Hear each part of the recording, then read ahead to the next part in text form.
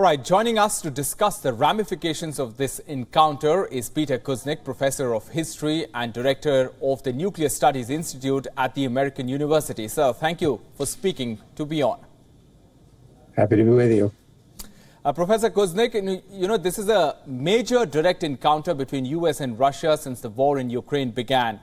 What is the potential fallout of this incident? Some analysts are saying that we should expect clear and firm US response. How do you think US is going to react? Will it just be diplomatic, like they've summoned the Russian envoy, or will it be something else? I think both sides are going to tamp this down. We're going to have a diplomatic response.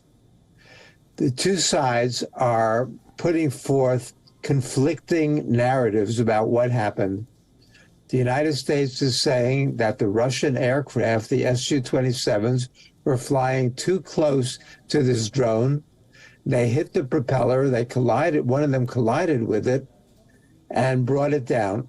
Many American officials are already saying this was accidental.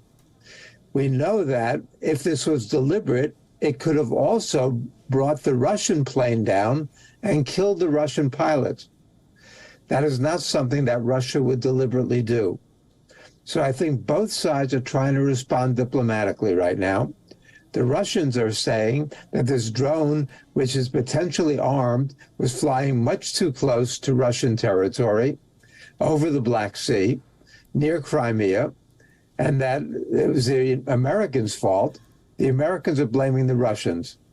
Right now, there is no way for us to know which account is correct. Sir, let's look at the Russian response. How do you assess that? They have called this incident a provocation.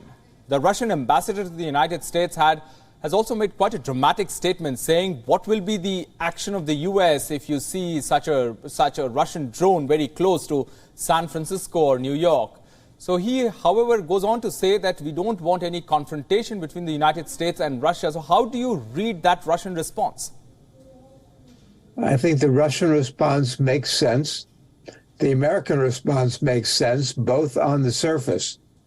We don't know which is accurate right now, but both sides want to avoid a direct confrontation.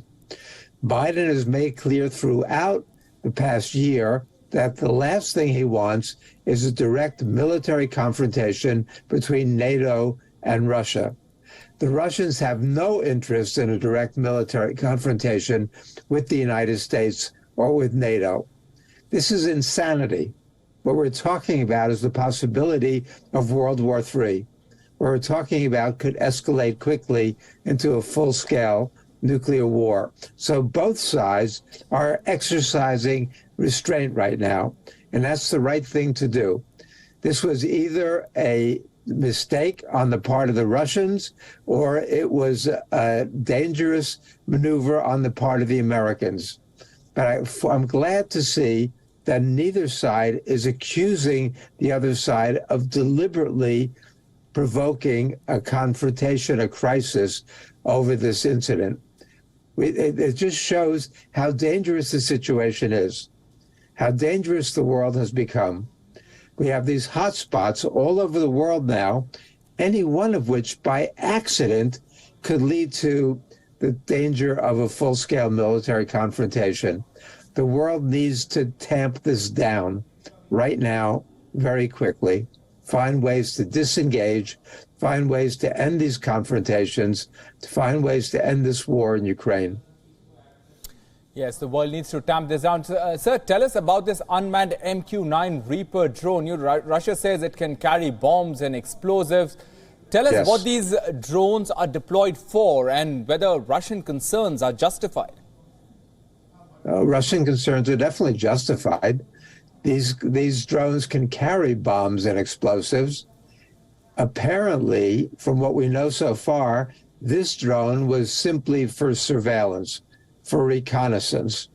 We know that the Ukrainians have requested that the United States provide these drones to Ukraine, but the United States has refused to do so. These drones were the old drones that are now the new MQ-9 Reapers. and they have a tremendous capability. They're very, very large drones, but they're mostly used for surveillance, but they do have a military capability. And they were flying apparently near the territory claimed by Russia. We have contact with each other to deconflict these kinds of incidents, and that's very, very good. We've exercised them over Syria. We've exercised them in this situation. The Americans are saying that they were over international water and that there was no reason why the Russians should interfere with them. We know that sometimes the Russians do pour fuel over these drones in order to blind them, and they have to get somewhat close to them to do so. This could have been pilot error. It could have been the Russian version. There's really no way to know at this point which it is.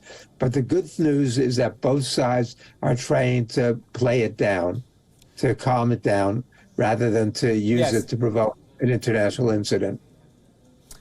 So one final question. I want to talk to you about the location. Now, Russia says that the drone has been detected near the Crimean Peninsula, which Russia recognizes as its own, but U.S. doesn't recognize Crimea as Russian territory. So a drone at such a location, what do the laws governing international airspace say about dealing with such a situation? Well, that's a very complicated question, really, because Russia claims certain parts of Ukraine, the 4 provinces that it has claimed as part of Russia now, and certain airspace as Russian.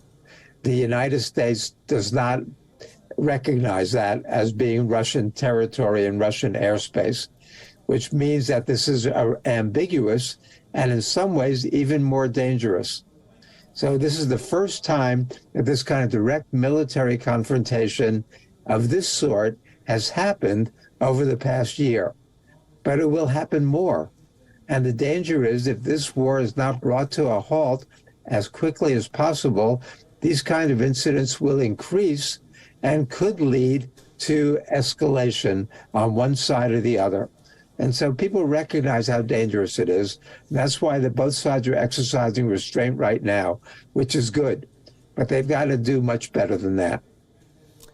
Peter Kuznick, Professor of History and Director of the Nuclear Studies Institute at the American University. Thank you very much for joining us with your perspective. Thank you.